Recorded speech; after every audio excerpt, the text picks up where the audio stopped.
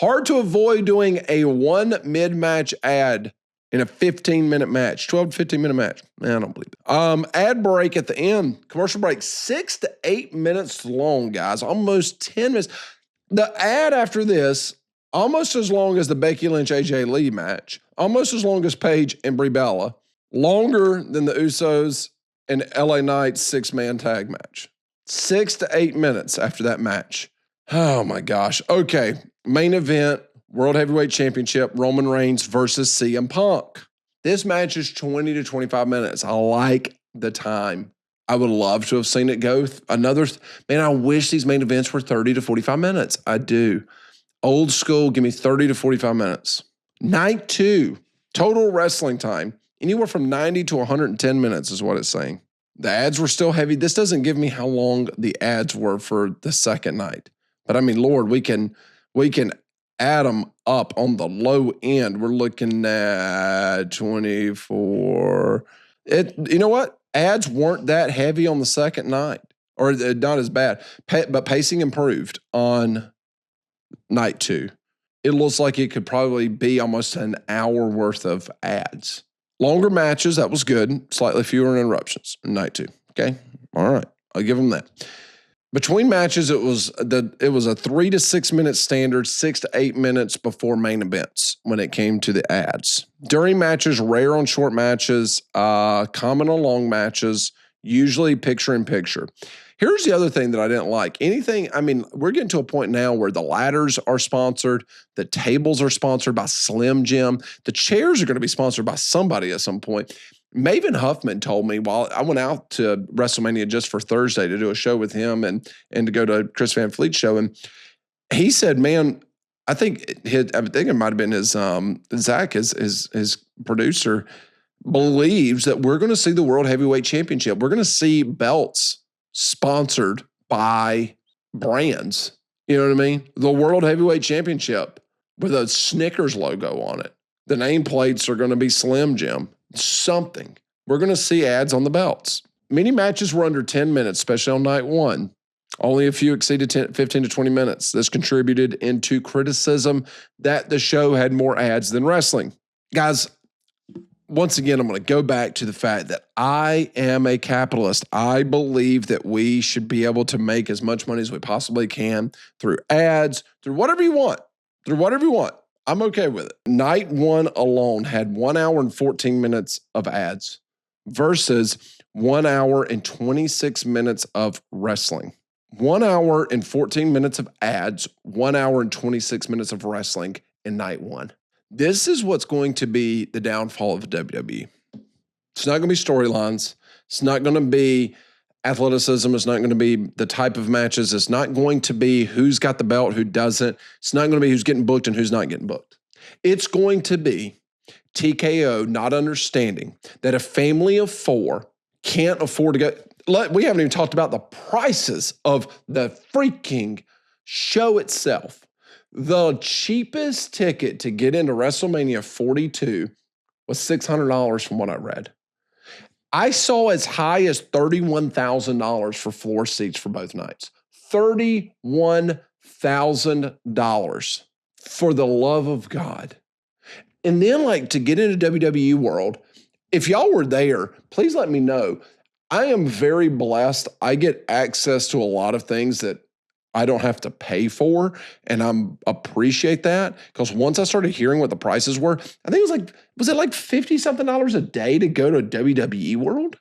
And then to do meet and greets. It was like $100 for entry level meet and greets. I heard someone that I met on the plane, she said that she spent $350 for Shawn Michaels, and I think Randy Orton was like $400. And she was like, I just couldn't justify doing both. Of course not. Of course not. You're taking WrestleMania, you're putting it in the most expensive city in the freaking country to go visit. I mean, a Coke is freaking $8 just at the casino, And that's a Coca-Cola, guys, not the Coke that you probably think I've been doing. It's so expensive to get there. It's so expensive to stay there. It's so expensive to go out to eat and to do whatever else in Vegas. Now you're charging people throughout the year to pay on the ESPN subscription and to now spend ungodly amounts of money to be able to go to the event. Man, this is what wrestling is. Wrestling is meant to be passed down from generation to generation. I watched wrestling with my dad. My dad and my grandpa were wrestling fans. It was passed down to myself, my brother, my sister. She was in love with the Rock and Roll Express, okay? Wrestling is meant to be passed down. It's a family event. It's supposed to be a family night and a family experience. And a family of four, middle class, blue collar, in this economy with gas over $4 a gallon, you're going to justify $600 to sit up there with Jesus to watch WrestleMania? How much money do you have to make, TKO? How much money do you need? Make it affordable so that kids can go and enjoy this thing that we love, that we call professional wrestling, so that it can be passed down to their kids one day, so they can watch it with them. But you're not doing that. You're going to go and try to fill up your stinking, filthy bank account as big as you can. For what? Because you don't care. See, Vince McMahon cared. That's a hot take, isn't it? Vince McMahon cared and you don't. See, Vince bought this thing from his dad. He watched his dad. See, businesses fail on the third generation, guys. It fails in the third generation. You know why? Because the first generation, they had to sacrifice and work hard to build the business. The second generation watched it. They remember the sacrifice. They saw how hard it was. Third generation, well, they didn't feel that pain. Things were easy. Things were luxurious for them. So they don't really have that love. It's not their baby like it was for those first two generations.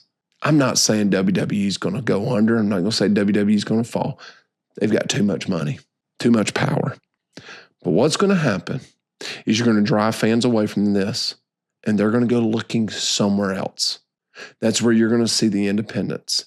That's where you're going to see, hey, AEW, time to step up. Hey, Khan family, y'all have got bumper money. You got more money than you know how to spend it. You can't spend it all. Make your shows insanely affordable. I don't know what AEW's tickets are. Make it so affordable that everybody in the area has to come. There's no reason for them not to come to the show.